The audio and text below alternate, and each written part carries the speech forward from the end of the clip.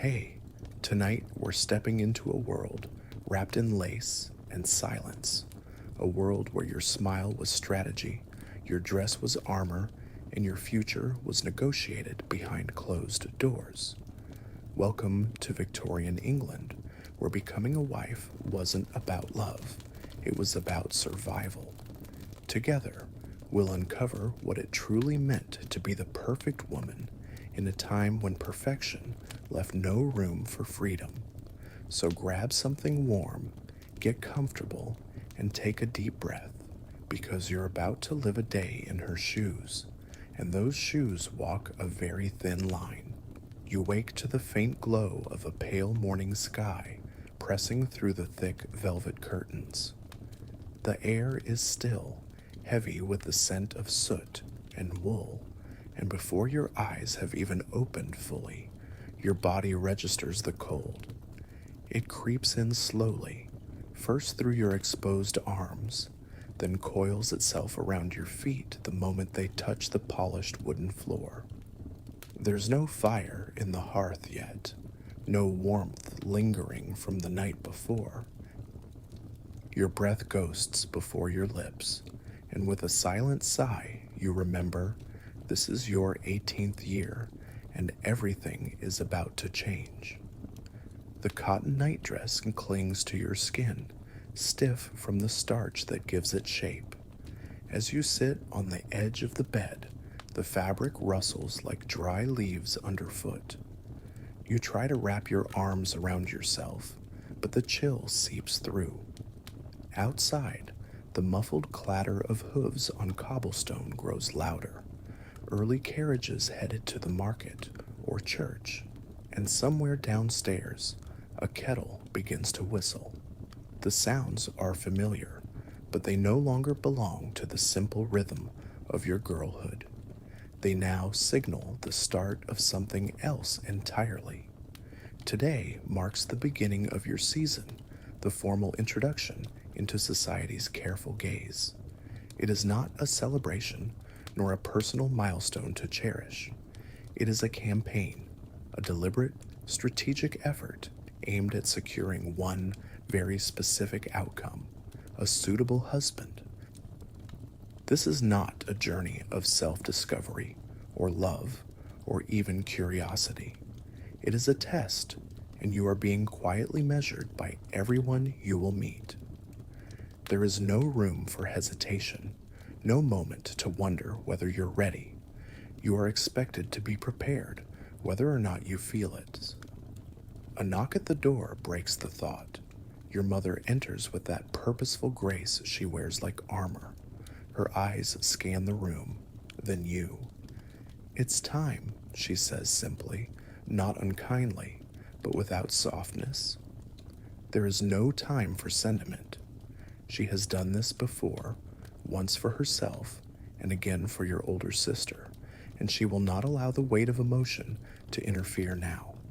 The room transforms into a stage as your maid begins dressing you layer by layer. First come the linen stockings, tied with ribbon, then the chemise, its fabric cool against your skin. Your mother stands behind you as the stays are wrapped around your torso and lace it tight, not suffocating, but firm, like a quiet reminder to hold yourself upright. The mirror shows a girl being molded into something else, someone else. The posture it forces is flattering, but unnatural, and it is only the beginning. The petticoats rustle as they settle around your legs, multiple layers of white cotton, each stitched and pleated with care. Your arms are raised, and a soft blue morning gown is lowered over your shoulders. The wool falls into place like a second skin, tailored to suggest elegance without opulence. The final touch is a cameo brooch at your throat, passed down from your grandmother, as though history itself is fastening it closed. You glance once more at your reflection, and though the image is familiar, something in the eyes has shifted. You are still here, but you are also somewhere else entirely. somewhere where your future no longer unfolds in possibilities, but in prescribed steps. Breakfast is quiet. The clink of porcelain and the soft scrape of silver against bone china fill the silence. Your father reads the newspaper. Your mother sips tea and watches you without watching you. You know better than to ask questions. The expectations are understood, even if unspoken. Your reputation, as they've told you since childhood, is your most fragile possession. Once cracked, it cannot be repaired. The air outside is heavy with fog as you step into the carriage that will take you to the dressmaker, the first of many appointments planned for the day. You sit upright, hands folded neatly in your lap, and try not to wrinkle the fabric of your gown. In the passing streets, other girls your age laugh and run in the distance, hair loose, hands uncovered. You envy their freedom, but only silently. In this world, to be wild is to be ruined, and you are not allowed to risk that. As the horses clatter forward, the city rolls past in shades of gray and brick. Church bells ring in the distance, signaling not just the hour, but a kind of moral order. Every sound, every smell, every corner of this world seems designed to remind you. You are no longer a child. You are no longer free. You are now in the realm of preparation, of presentation, of performance. Inside the shop, bolts of fabric stretch from floor to ceiling, satins, silks, cottons, all in shades that speak of modesty and quiet wealth. You are measured and adjusted and turned. The dressmaker pins a length of fabric at your waist and tuts softly, not disapproving, just efficient. Your body, like everything else, must now conform. By the end of the day, your feet ache in your boots and your head rings with the echoes of polite conversation. You are congratulated, advised, and corrected in equal measure. You are told which colors suit your complexion, which hairstyles flatter your face, and which walking pace suggests grace rather than haste. You are coached, not celebrated. Everything you do must now suggest dignity, modesty, restraint. As evening falls and the gas lamps flicker to life, you retreat to your bedroom. The fire has finally been lit, casting long shadows across the rug. You sink into the upholstered chair by the window, your fingers still tingling from the chill. Outside, fog settles like a shroud over the street, softening the edges of everything it touches. You think about the season ahead, not with excitement, but with a kind of braced resolve. There will be invitations, yes, balls, concerts, dinners, and tea. But every encounter, every glance, every carefully chosen word will be weighed, watched, and cataloged. You are not entering a world of suitors and romance. You are entering a court where every gesture is strategy, every silence calculation. And so you sit, quietly, as the clock ticks away another minute of freedom. Somewhere far below, the staff extinguish the hallway lamps. The house sinks into silence. You draw the blanket around your shoulders, not just for warmth, but for comfort you can no longer ask for aloud. You do not know exactly when the girl you were will vanish, only that she is already beginning to fade. Tomorrow, you will rise early. You will be dressed, advised, and escorted. You will learn how to smile just enough, but not too much. You will learn to walk in a way that seems effortless. You will learn how to disappear behind your own performance. And above all, you will learn to survive within a system designed to polish you into perfection while hollowing out everything unpredictable inside you. The rules have already begun, and so has the dance. The morning begins with the click of your bedroom door opening, not with your hand, but your mother's. Her expression is unreadable, somewhere between duty and expectation, a face you've grown up watching for clues. "We have much to do today," she says, as if it's the most ordinary thing in the world. But this isn't an ordinary day. This is the beginning of your introduction to society, your first formal outing, your first appearance in the world as a young woman eligible for marriage. There is no sense of occasion, no congratulations. Instead, there is a quiet intensity, as if you're preparing for an exam you didn't agree to take. And in a way, you are.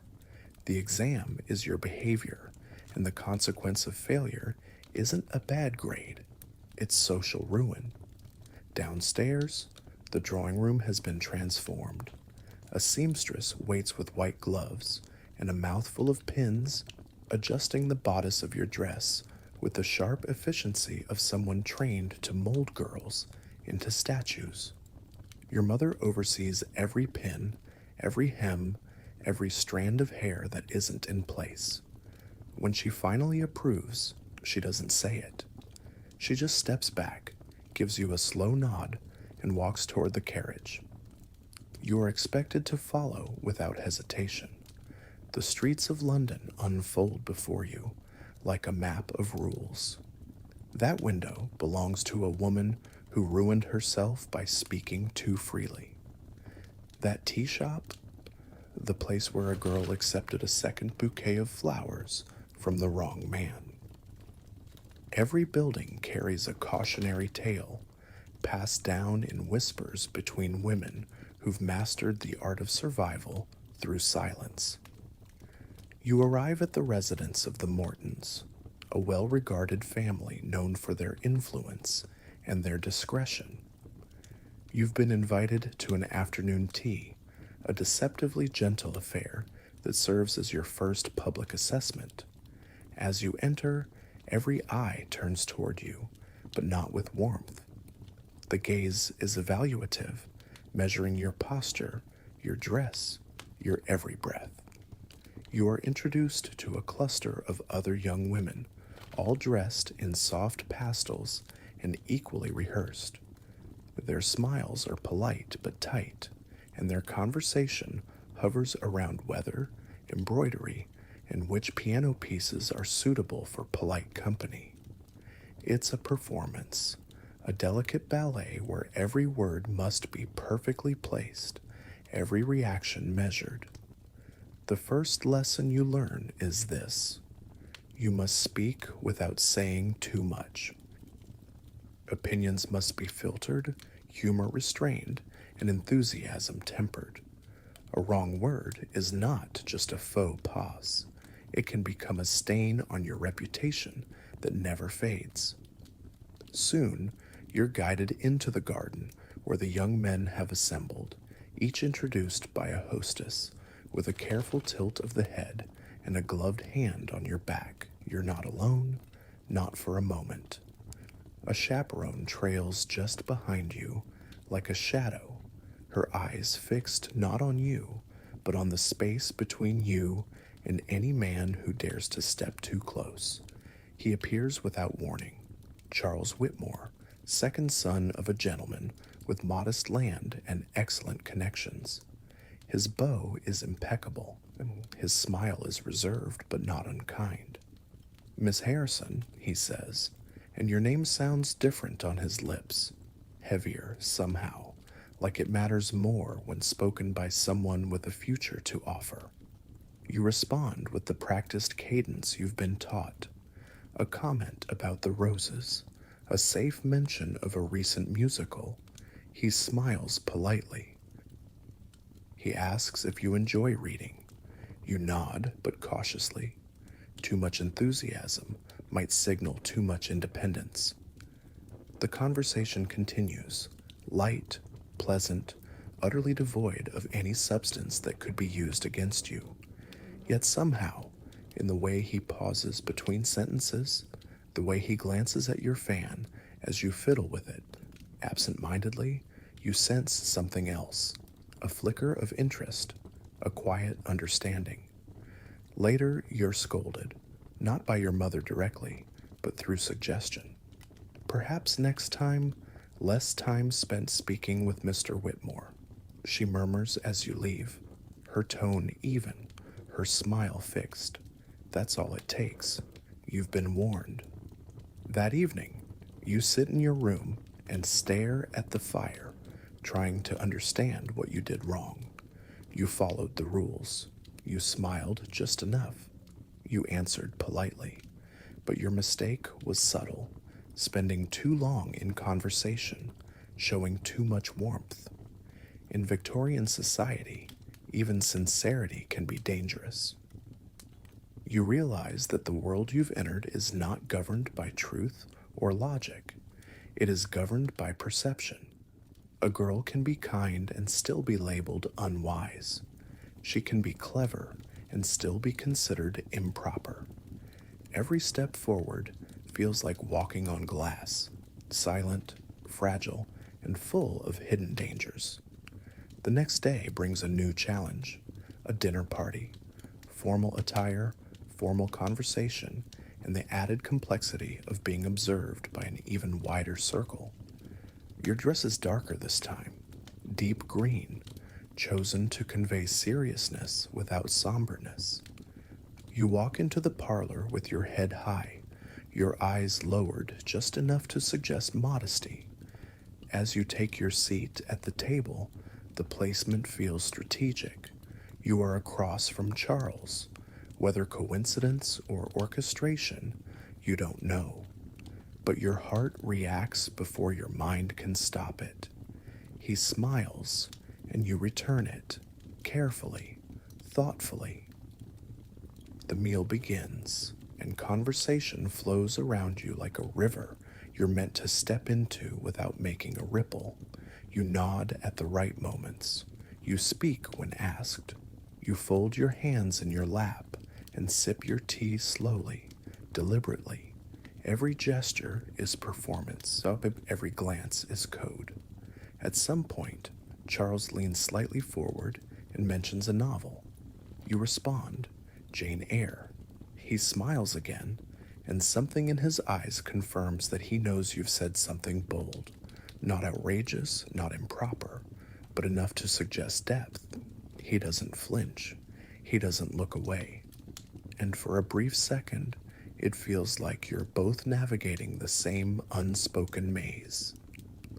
That night, lying beneath layers of wool and lace, you think about that exchange.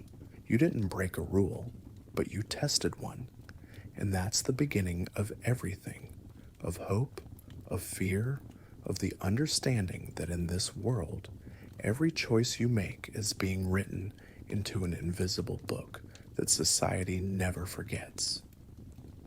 Your reputation is not your own. It belongs to the observers, to the whispers in parlors, to the narrowed eyes of chaperones, and the raised eyebrows of matrons. It is as delicate as a soap bubble and just as easily burst. And yet, within that fragility, you find a strange kind of strength, the will to play the game, the cleverness to bend without breaking, the quiet fire that refuses to go out. Because survival in this world doesn't come from rebellion, it comes from mastery, and you are learning fast. The first time your mother places the fan in your hands, it feels too light to carry any real importance. You admire the delicate lace edge, the ivory ribs carved with fine floral patterns, the faint scent of lavender rising from its folds. To an outsider, it's just an accessory, a ladylike tool to battle the summer heat or signal discomfort in a crowded parlor. But in your mother's voice, low and deliberate, it becomes something else entirely. There are ways to speak, she says, snapping open her own fan with practiced grace, when no one is listening and when everyone is watching. She holds the fan against her left cheek. No, then her right. Yes, slowly across the chest. I am already spoken for. Quickly across the face. I wish to speak with you. Each movement has meaning. Each flick of the wrist is a word. This is not ornamentation. This is a language, a secret one, taught in hushed tones between women, passed down through generations, not as rebellion, but as survival. You spend days practicing until the motions become muscle memory. The fan opens, closes, tilts, slides. A pause here means curiosity. A drop to the floor means intimacy. A slow wave says goodbye. You learn to say everything without speaking at all. No one ever says it aloud, but you understand that this language exists because the world does not want to hear a woman's voice. Not truly, not when it matters.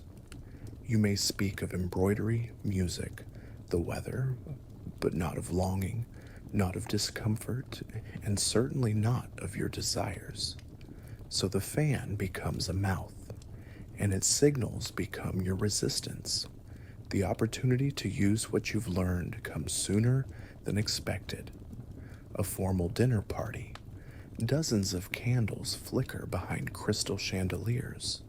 Silver glimmers along an endless table of pressed linens and quiet expectations.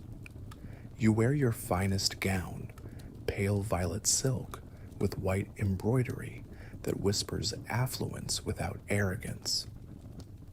Your hair has been arranged into soft, structured waves held by pearl pins. The fan lies closed in your lap, its purpose dormant but ready. Charles is here again. You're seated 2 chairs away. The placement feels deliberate, the work of hostesses who sense a potential match but won't risk propriety by placing you side by side. Across the table, your mother makes small talk with the woman beside her, but her gaze lands on you more than once. A subtle warning, nothing must appear intentional. You sip your wine, breathe slowly, and wait. And then, without fanfare, Charles turns toward you. "Miss Harrison," he begins, "forgive me. I was hoping we might continue our discussion from last week." His voice is warm, but carefully pitched not to rise above the murmur of polite conversation. You nod slightly, keeping your expression composed. "Of course, Mr. Whitmore. I believe we were speaking of novels." He leans in imperceptibly. "You mentioned Jane Eyre." "I took the liberty of beginning it myself." You feel your breath catch just for a moment. He remembered. That, in itself, feels like a small miracle. "What do you think of it?" you ask. He considers. "More intense than I expected, but oddly sincere." The room hums with forks and laughter and the occasional clink of glasses. But you and Charles are caught in a quiet thread of connection, threading meaning between the seams of banality. It's a risk, what you're about to do. But the lesson your mother taught you is not just about motion, it's about timing. And now is the time. You lift your fan, open it halfway, let it rest lightly in your right hand. The message is clear. If he understands it, "I like you." Proceed carefully. There's no change in his face, but his eyes shift for a heartbeat, sharp, alert, unmistakably aware. Then his fingers brush the edge of his napkin, and he glances down. A flicker of recognition. He knows. "I hope," he says softly, "you might suggest another title next time we meet." You draw the fan slowly across your right cheek. Yes, the exchange lasts seconds, and yet it says more than an hour of conversation ever could. You look down, hiding a small smile behind the fan's delicate edge. Your heart is pounding, not with the thrill of rebellion, but with the quiet satisfaction of having said what society forbids you to say. After dinner, as you move through the candlelit parlor for music and small talk, you carry the fan with you like a secret weapon, not for defense, but for communication.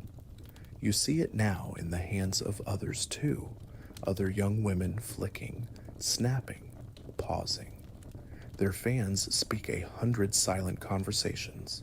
Messages pass between eyes and folded lace. No one else notices. Or if they do, they pretend not to. The older women watch with a different kind of knowledge. They recognize the signs. Once, they too held the same silent dialogue.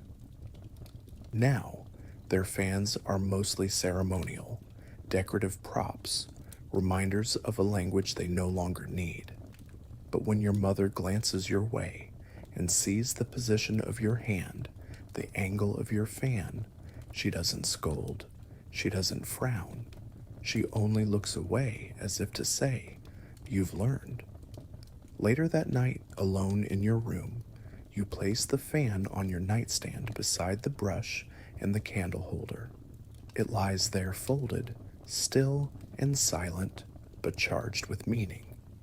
In the world you live in, words are not always permitted, but meaning finds a way. Connection finds a way. Even within the trap of manners and modesty, women create their own currents. You lie in bed and think of all the things you're not allowed to say, and how, tonight, you said them anyway, with a flick of the wrist, with a shift of your gaze, with a piece of lace and wood that the world mistook for decoration. The fan may be silent, but you no longer are. The waltz begins the way all things in your world now do, with a ritual of permission. Only after your mother nods from across the ballroom do you place your gloved hand into Charles's outstretched one, delicate fingers meeting his with a weight far greater than the moment pretends. His other hand hovers respectfully at your waist, not pressing, just resting, as if aware of the 100 unseen eyes measuring the space between you. The music swells, and for the first time, your body is allowed, expected even, to move in harmony with his, though still encased in layers of silk, lace, and propriety. You're not dancing, you're navigating. Not just the floor, but the expectations wrapped around both of you like a second skin. Each step is carefully timed, choreographed by generations of whispered instruction. You don't lead, of course. You follow with grace, with precision, and with just enough responsiveness to suggest interest, but never eagerness.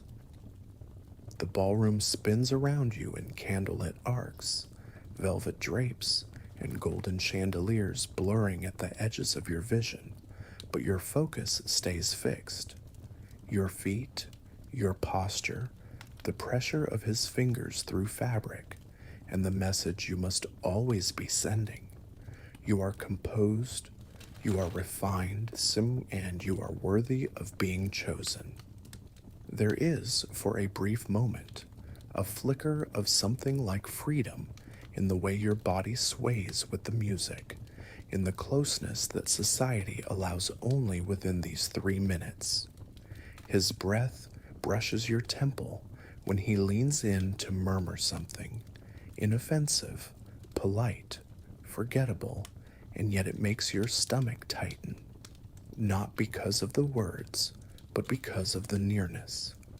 You are not meant to feel anything this real in public, and that is precisely why the dance exists, to mimic intimacy without ever granting it.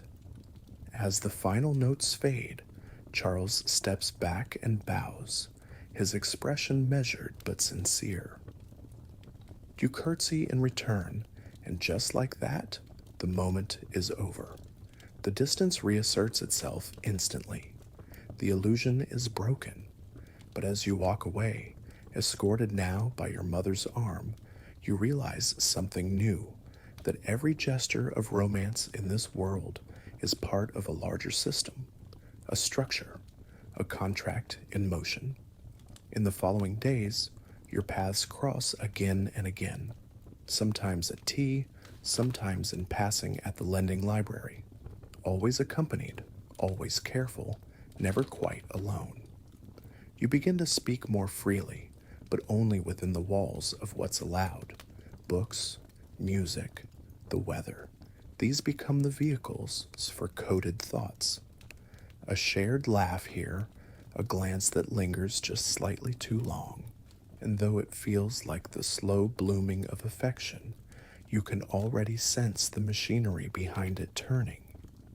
Your father's questions begin quietly. What do you know of the Whitmore estate? Has Charles mentioned his older brother's plans? The inquiries are casual on the surface, but you know better. They're not about your happiness, they're about value, position, land, connections, and beneath them lies the unspoken truth. Your feelings are negotiable. His family is calculating. Yours is responding. And you, well, you are the equation they are both trying to solve.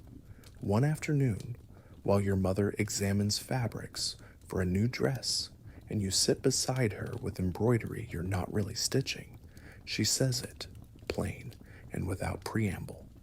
His father has reached out. She doesn't look at you when she says it. She doesn't need to. You understand the implication. The conversation has begun, not about love, not about compatibility, but about numbers, terms, legacies. You say nothing. You simply lower your eyes and continue the motion of needle through cloth. This is the moment you begin to see the edges of the stage you've been standing on. All your manners, your posture, your measured glances, they've been the curtain. The dance you performed was never meant to carry you toward choice. It was meant to present you for acquisition. And yet, you cannot bring yourself to feel bitter. Charles is kind. It's attentive. He listens when you speak, even if the things you say must always be wrapped in layers of social acceptability. He offers you books, asks your opinion, smiles in a way that feels less practiced than others. He could be worse. And in this world, worse is always on the list of possibilities. But you also begin to notice things you hadn't before.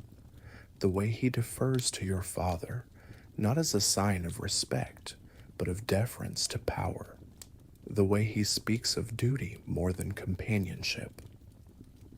The way, during a walk through the garden, with your chaperone trailing 3 paces behind, he says the words, "You would make a fine lady of the house," instead of, "I enjoy your company."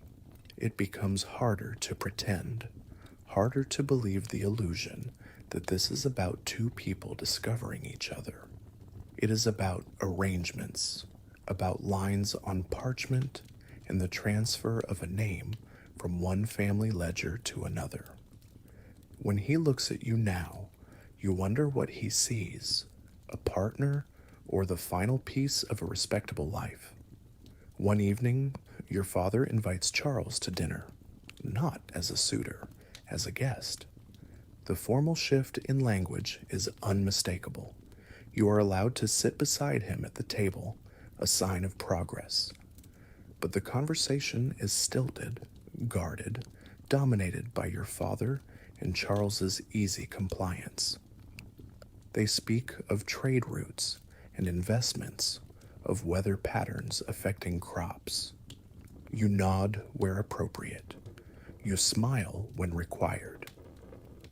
You sip your wine and understand that this agreement between men is the real courtship.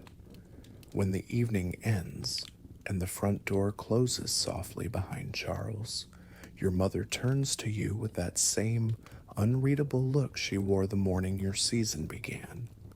"You've done well," she says, as if you've passed a test you never agreed to take. In the privacy of your room, you remove your jewelry, unlace your gown, and fold each layer of yourself away until you stand alone in the dim candlelight. You think of the dance, of his hand at your waist, of the books you discussed, of the smile he gave you in the garden, and of the ink drying on a letter somewhere between his father and yours, full of numbers and conditions. You sit on the edge of your bed and hold your fan again, closed now, silent, not a weapon, not even a voice, just a symbol of what you once hoped could be spoken freely. In the world you inhabit, feelings are permissible only if they follow the rules.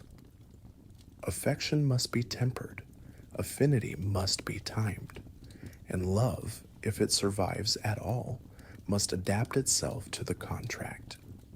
You continue to smile, continue to walk gracefully through salons and drawing rooms, to pour tea without spilling a drop, to laugh softly when expected, and ask just the right questions without offering too much opinion. On the surface, everything appears as it should, but beneath the layers of silk and etiquette, a quiet process is underway, one that involves your future, but not your voice. The letters have been exchanged, not between you and Charles, but between your father and his. A draft contract has been drawn up, complete with figures, provisions, and the subtle negotiations of dowries, inheritances, and expectations. You are not present for any of it. In the eyes of the law and the society it protects, you are not a participant. You are the subject of the contract, but not its author. A name on a page, a sum of money, a set of desirable traits discussed over brandy and cigars in rooms you're not permitted to enter. While you sit in the morning room, embroidering white lilies onto a square of muslin, your fate is being itemized behind a closed door. Charles, who once spoke softly of literature and candlelight, now speaks in firmer tones, of property and social ties, of mutual benefit. Your father, who once carried you on his shoulders through the garden, now speaks of alliances and family obligations. You are no longer a girl, you are a proposition. When the door finally opens and the two men emerge, they are smiling in the way men smile when a satisfactory deal has been reached. Charles's expression holds something like warmth, but it is tinged with triumph. Your father kisses your forehead and says, "Mr. Whitmore has something to ask you." That is your cue. Charles approaches, still wearing his gloves, though his hands tremble just slightly as he takes yours. He asks you to be his wife in the exact words expected of him, and you answer as you've been raised to, with grace, with composure, and with a soft yes. The room erupts in quiet approval, and your mother's hand finds yours briefly, a small, firm pressure, like a final check to ensure the seal is tight. The days that follow blur into appointments and fabric samples. You are measured again, not by society this time, but by dressmakers and milliners, all bustling around you like bees around a flower they have no time to admire. Your trousseau is assembled with precision: morning gowns, walking dresses, evening gloves, slippers, lace handkerchiefs, and undergarments stitched with monograms that no longer bear your name. Every item whispers a single truth: the girl you were is fading. The wedding gown arrives after 6 fittings. White silk, delicately embroidered with a train long enough to require 2 bridesmaids. When you try it on and see yourself in the full-length mirror, you hardly recognize the woman looking back. Her posture is perfect. Her hair gleams. Her lips are painted the softest rose. But in her eyes, your eyes, there is something distant. She is beautiful. She is ready. But she is no longer free. The wedding day dawns bright and bitter, the kind of autumn morning that stings your cheeks as you step into the carriage. The church is draped in white ribbons and soft petals. The pews are filled with polite smiles and carefully chosen acquaintances. As the organ begins its solemn procession, your feet move forward almost on instinct. You hold your father's arm, your bouquet, your breath. Charles stands at the altar, polished and composed, and when you reach him, his expression flickers briefly with something like kindness. The vicar begins the ceremony, and the words wash over you like water too cold to flinch from. Love, honor, obey. The word obey lands in your stomach like a stone. But your lips shape the answer without faltering, and with that, Miss Harrison vanishes. She disappears beneath the veil, beneath the law, beneath the newly signed name that now defines you, Mrs. Whitmore. After the wedding breakfast, after the congratulations, after the glasses of champagne and the smiles that feel increasingly detached from reality, you are led to the carriage that will take you to your new home. Charles sits beside you, his hand resting lightly on yours. He says kind things. He compliments your dress, but his words feel rehearsed. You nod. You respond, but your thoughts are elsewhere, slipping backward toward the girl you were and forward into the unknown woman you must now become. Whitmore Hall is smaller than your father's estate, but grand in its own right. The servants line the entryway like pieces on a chessboard, waiting to see what kind of mistress you'll be. You are given a tour by the housekeeper, a stern woman named Mrs. Crawford, who tells you with cool precision what time your husband takes breakfast, what he prefers on Tuesdays, and how the former Mrs. Whitmore managed the accounts. You nod, absorbing details that feel less like instructions and more like commandments. The bedroom is beautiful and unfamiliar. The curtains are velvet. The sheets are crisp. The fire crackles softly in the grate. A dressing room connects your chamber to his. It is expected, it is practical, and it fills you with dread. You are undressed with care. Your maid whispers small reassurances as she unbuttons the dress, folds the veil, removes the pins from your hair. The nightgown she hands you is finer than any you've worn before, white, soft, edged with lace. It feels too delicate to wear and too revealing to be real. You stand by the window as the shadows lengthen and the sky darkens to indigo. The silence is unbearable. There's a knock. You answer, and Charles enters in a robe of dark wool. His expression is gentle, and he speaks softly, but the weight in the air is crushing. What happens next is awkward, uncertain, and not at all like the romantic whispers passed among younger girls. He is patient, but the moment is not gentle. It is strange, and painful, and confusing. You don't cry, but you feel yourself vanish a little more. He thanks you. He kisses your forehead. He falls asleep. You lie awake, staring at the canopy above your bed, the night pressing against the windows like a weight. And slowly, you realize this is your life now. There will be more mornings, more dinners, more responsibilities, more nights like this. You are not a guest. You are not a visitor. You belong here, because now you belong to him. The next morning begins not with tenderness, nor with the dreamy afterglow of romantic novels, but with an empty side of the bed and the quiet echo of unfamiliar footsteps beyond your door. Charles has already risen. He is in his study, tending to matters you are not expected to understand, let alone ask about. When the maid knocks to announce that breakfast is ready, her tone is respectful, but it carries the weight of expectation. You are no longer a guest, you are the mistress now, and the household is watching.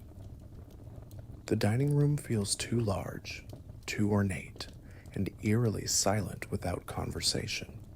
You sit where Mrs. Crawford directs you, and the food is served just as she explained during yesterday's tour. Kippers on Tuesdays, strong tea, 1 lump of sugar. You try to recall every instruction as if your memory alone could determine your success. Charles enters halfway through the meal, nods his approval at the spread, and begins to read the newspaper. You are relieved. Silence, at least, is safe. After breakfast, you are shown the household accounts, ledgers thick with numbers, neatly lined pages tracking everything from candles to coal. Mrs. Crawford stands beside you, like a judge, her finger tapping gently against a column of expenses. The previous Mrs. Whitmore, she says, with a faint hint of reverence, reviewed every entry herself. Her tone suggests not just pride, but warning. This is the bar. Do not fall below it. You nod, but your stomach tightens. No one taught you to manage a household. Your education was embroidery, French, piano, decorations, not tools. You were trained to be admired, not to make decisions about meat orders or coal deliveries. And yet, you are now responsible for it all. 6 servants, weekly budgets, the expectations of guests, the reputation of the Whitmore name. Every choice you make, or fail to make, will be noticed and judged. The house itself is beautiful, yet alien. Rooms upon rooms, filled with his family's furniture, his mother's portraits, his grandmother's vases. Every wall, every clock, every frilled cushion feels like a quiet reminder. This is not your space. This is where you will live, but not where you belong. Not yet. Perhaps not ever. You walk the halls in soft slippers, your footsteps muffled against polished floors. Servants bow politely. Some smile, but their eyes search your face, measuring your confidence, your authority, your grasp of things you never asked to command. You return their greetings with polite warmth, always careful, always composed. You cannot afford to seem overwhelmed. That evening, you ask the cook about tomorrow's menu. She replies with a question about sauces and side dishes, and you hesitate, unsure. It's a moment, just a pause, but you see it register in her eyes. The mistress does not know. You quickly recover, naming a choice you hope sounds appropriate. She nods and moves on, but the damage, however small, has been done. The days that follow move in a blur of unfamiliar routines. Morning correspondence, midday planning, afternoon calls from local ladies. Your handwriting becomes sharper from the endless notes. Your back aches from sitting upright too long at your desk. You learn to listen more than speak, to smile even when exhausted, and to absorb new knowledge with the urgency of survival. There is no room for error, no time to rest. At night, you lie beside Charles in a bed that feels too wide. He is kind. He thanks you for organizing the parlor. He compliments your dress. He places a hand on yours and squeezes gently, but always with the tone of a man reassuring a child who's done well, not a partner whose efforts are equal. You thank him. You smile. You remain quiet. Because what else can you do? One morning, a letter arrives addressed to Mrs. Charles Whitmore. It takes you a moment to realize it means you. Your name, the one you've carried for 18 years, is gone, swallowed whole by this new identity. You turn the envelope over in your hands, admiring the seal, wondering who might have written. But before you can open it, Charles appears and gently takes it from you. "I'll look at this," he says. "It may concern some committee work." He speaks with calm confidence, as though this is completely natural. And maybe it is. Maybe this is just another rule you weren't taught, that even the words sent to your name are not truly yours to receive. You say nothing. You simply nod and try not to show that something in you has recoiled. Later that day, he hands you back the opened letter with a smile. It was an invitation to join the local ladies' society. You should attend. It would reflect well on us. You read the short note, feeling the sting of being a secondary reader in your own life. Not because the contents are offensive, but because it confirms something you hadn't fully understood until now. Nothing in this world belongs solely to you. Not your mail, not your time, not even your thoughts. When you suggest subscribing to a literary journal, he pauses, then gently shakes his head. You'll find those articles too heavy. Better to focus on the home. It's more useful. When you ask about household budgeting, he chuckles softly and says, "That's not something to trouble your pretty head with. Just tell Mrs. Crawford what's needed." There's no anger in his voice, no cruelty, just a quiet assumption that your world is smaller than his. That your interests are distractions, that your mind is a garden to be gently pruned, never left to grow wild. You begin to see it everywhere, in the way he phrases questions as suggestions, in how he always explains things, even those you already understand, in the tone he uses when introducing you to others, proud but possessive, like a man presenting a rare object rather than a companion. Your days grow full of tasks, decisions, greetings, and rituals. But inside, a strange emptiness grows, a space where your voice used to echo freely, a space where curiosity once lived, now quietly sealed off.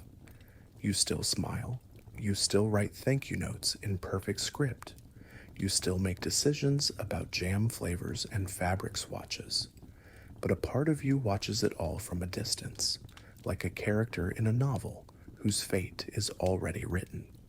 And so you continue, mistress of the house, yet visitor in your own life, perfect on the outside, uncertain within. Trained for this role, but never truly chosen for it. You exist in a space that looks like privilege, but feels like a cage, lined with lace, filled with light, and locked tight by expectations you can never name aloud. Afternoons in the drawing room begin to follow a pattern. The same delicate porcelain cups passed from hand to hand, the same small slices of cake placed on gold-rimmed plates, the same predictable exchanges about weather, fabric, the success of a charity raffle, or a local choir performance. And yet, beneath the surface, something else begins to stir, subtle at first, nearly invisible, like a second language you were never formally taught, but slowly start to understand. It's in the way Mrs. Blackwood always wears long sleeves, even when the parlor is warm and the windows are thrown open. How she adjusts them constantly, pulling them down, fidgeting with the lace cuffs as if hiding something beneath. Once, as she reaches for her teacup, you catch a glimpse of bruised skin just above the wrist, deep purple fading into sickly yellow, the kind of mark no accident leaves behind.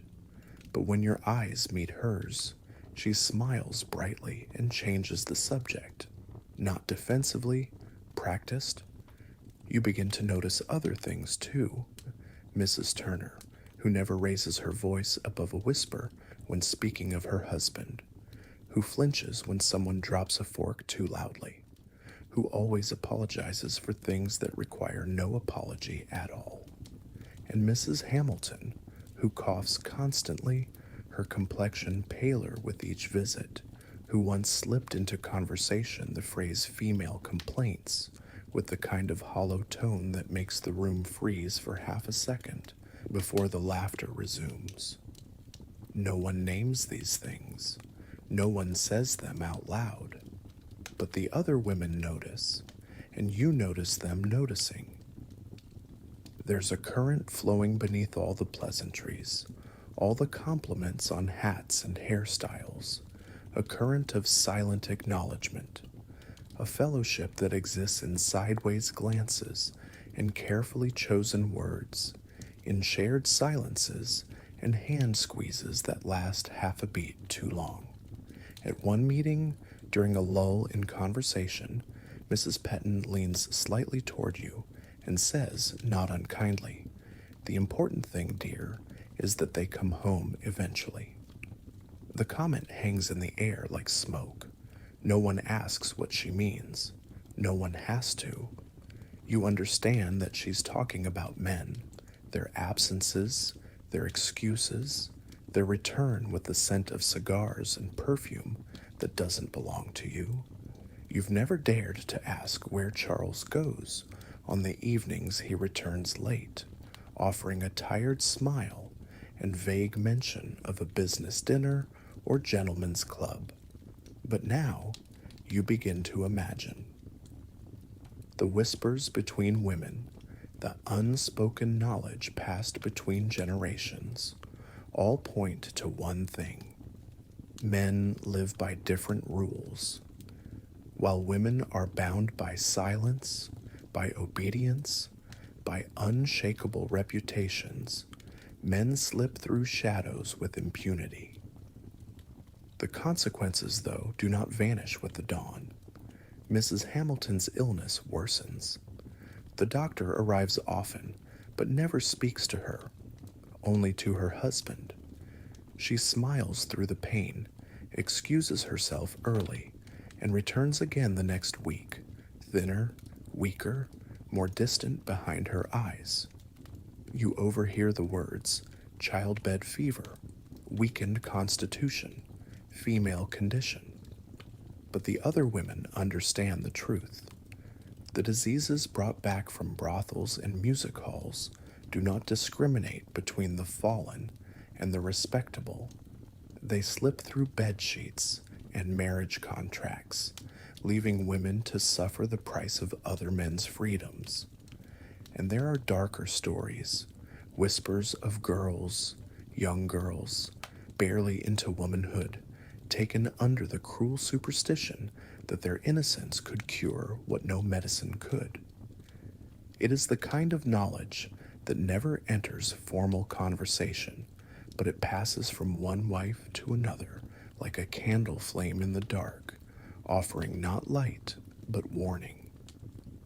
One evening, as you sort through household documents in Charles's study, an errand he's assigned, a gesture that implies trust, you come across an envelope tucked between banking receipts and land deeds.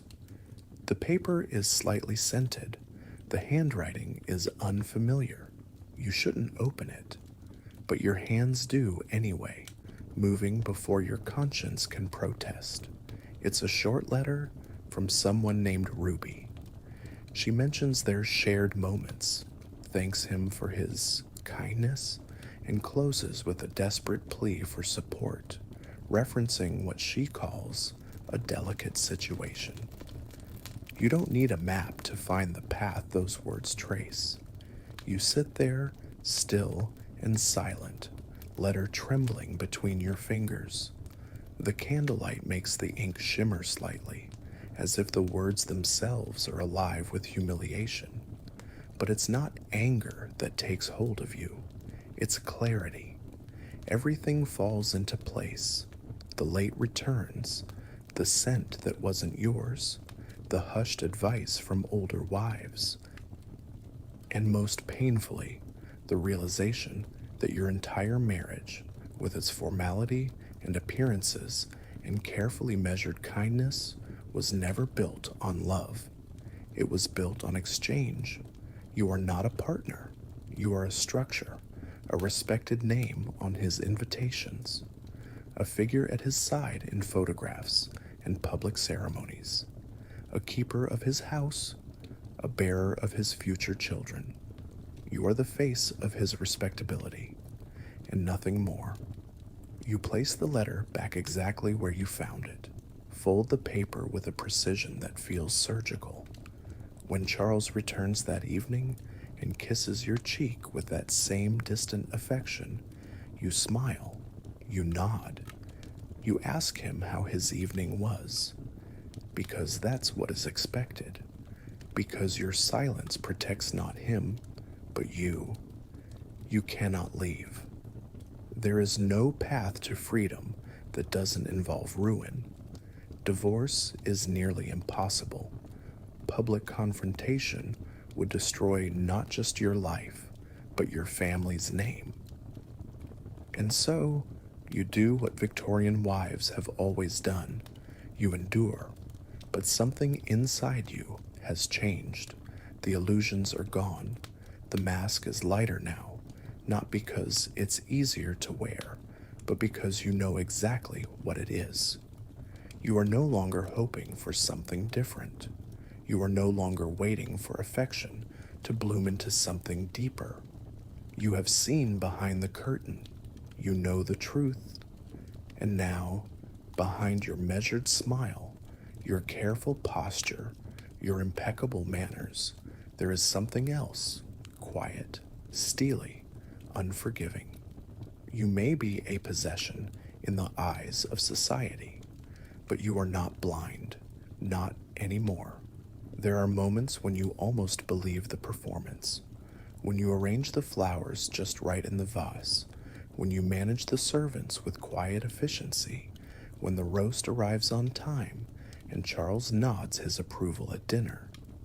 These small victories give you something to hold on to, some fragile thread of usefulness, even as the rest of you fades. You've stopped hoping for affection. You've stopped expecting warmth. But you haven't yet let go of dignity, not entirely. Each morning, you rise with the house. You choose your dresses carefully, knowing which colors suggest calm, which ones suggest resilience. You answer letters, attend committee meetings, and smile at other wives who smile back with the same brittle resolve. Together, you keep the wheel turning, not because it brings joy, but because the alternative, falling out of place, is unthinkable. Your pain has become routine, a dull presence in the background of your days, not loud enough to draw attention, but impossible to ignore. When you fall ill, you say nothing. When sleep refuses to come, you lie still. There is no room for complaints. No one wants to hear about disappointment draped in pearls. If you spoke, they'd only lower their voices and change the subject, remind you how fortunate you are. Charles remains unchanged. He's courteous, thoughtful in public, attentive when necessary, and always distant.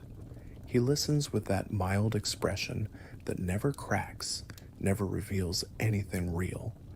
When he praises your efforts, it's in the tone one might use to compliment good service, never as an equal, never as a person. One afternoon, during a visit from your sister, the only person who still calls you by your given name, you catch a glimpse of what might have been. She speaks with animation about a lecture she attended, about articles she read in the Times, about her plans to travel. Her eyes are bright. Her voice rises and falls freely. She is not married, not yet. And in that space, She still has room to dream. You envy her, and you hate that you do, because you once believed this life would be a beginning, a step into a grand, secure adulthood. But instead, it has become a slow erosion, each day chipping away at who you were until what remains is polished, composed, and hollow. When your sister leaves, you return to your needlework, the kind of task that asks little of the mind. You prick your finger, blood beads on your skin, and for a moment you stare at it, stunned that something so vivid could still come from you.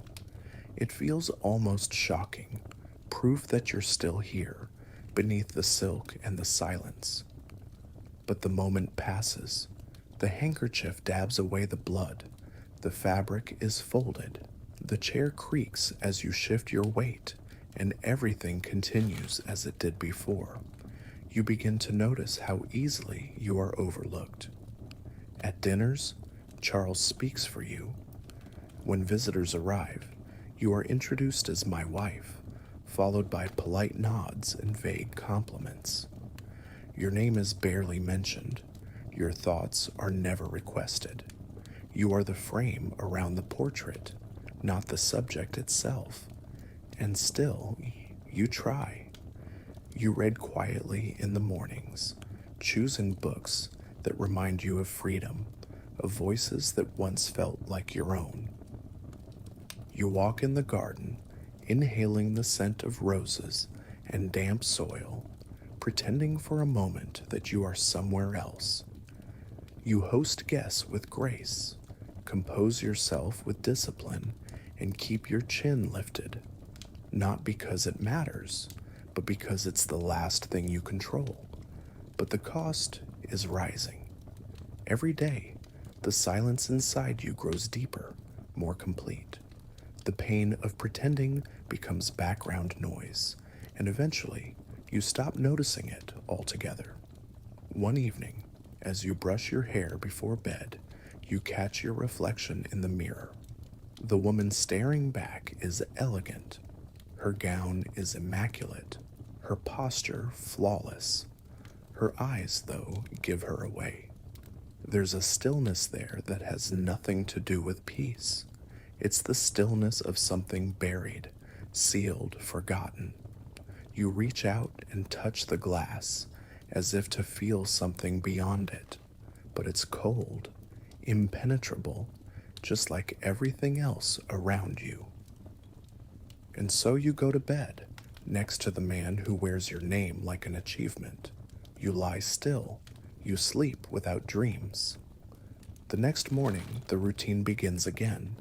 Tea, linen, letters, smiles, your voice saying all the right things at the right time.